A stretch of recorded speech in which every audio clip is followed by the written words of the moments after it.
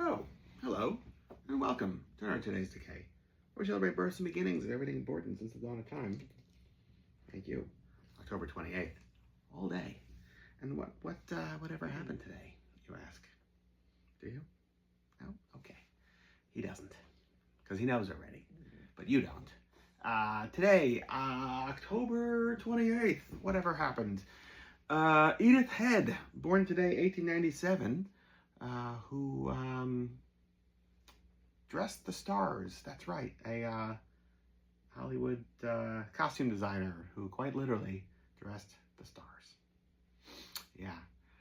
One I don't know that she actually was involved with was one Elsa Lanchester. So we're reading her biography book today on the day she was born, because she was born today, 1902. Bride of Frankenstein being what will live on after our civilization is well kaput. Will this record she recorded live on indefinitely? I don't know. Maybe. Where are you going? I was going to read you this. Oh, getting underneath. Okay. There you go. I can't see that. That's very cute. Trust me. This is Elsa Lanchester's Bawdy Cockney Songs, with such classics as Fiji Fanny, If You Can't Get in the Corners, Please Sell No More Drink to My Father, Linda and Her London Derriere, If You Peek in My Gazebo, The Ratcatcher's Daughter, kind of like know how that one goes, and The Husband's Clock. All right, so you know what time it is. It is time to celebrate Elsa Lanchester on the day she was born.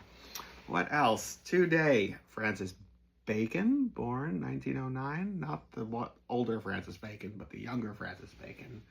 Not Sir Francis Bacon, but the one who is a absolute creator of nightmare pieces of artwork that are fabulous. And should I have done this from the MoMA or the Met, where his work is on display? Maybe, but then, whoa, you wouldn't get a Louie appearance. Come here, it's all right. I gotcha. What else? Today, 1936, Joe Spinell was born. The Maniac himself. That's right. The character actor who was in, everything from The Godfather and Rocky. Was he in American Graffiti, maybe? Possibly, probably. But Maniac and Maniac 2 and The Last Picture Show, which I think is like my favorite of his. I do. Never really been a fan of Maniac, I gotta say. But Joe Spinell, I do appreciate quite a lot. And he's buried not too far from here. Maybe we should visit him someday. That's a good idea.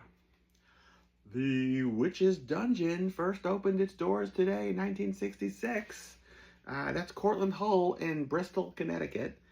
He is related to Henry Hull and Josephine Hull, both of which were actors, Hollywood royalty. Josephine Hull was in Arsenic and Old Lace, and Henry Hull was the Werewolf of London. That's the 1935 Universal production where the werewolf has a smoking jacket, about half a decade before Lon Chaney Jr. and the Wolfman. And because of this connection to Hollywood royalty, Cortlandt was growing up very much enamored and excited about classic monsters and science fiction and everything that makes movie magic what it is, and was able to connect with the likes of Forrest J. Ackerman and Vincent Price and Boris Karloff, and like met all these people in the 60s as like a kid. And Cortlandt's parents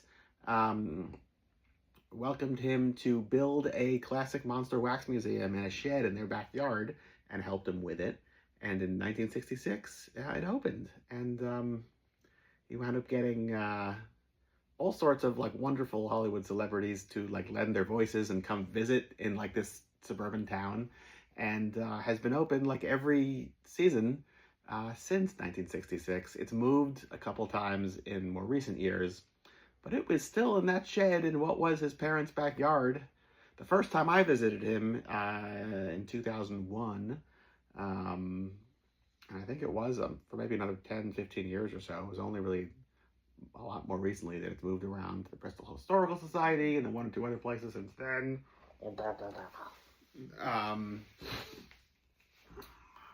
And is it better or worse in the old place versus the new place? That's hard to say. There was something really magical about the shed and the whole setup there.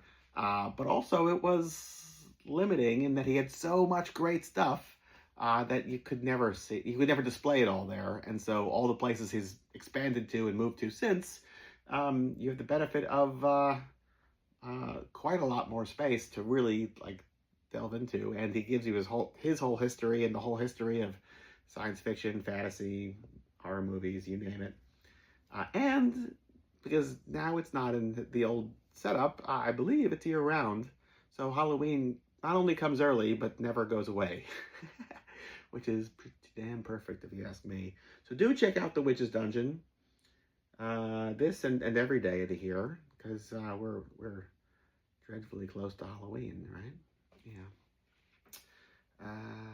Boom, boom, boom. The Sex Pistols released Never Mind the Bollocks. The classic LP, 1977, today.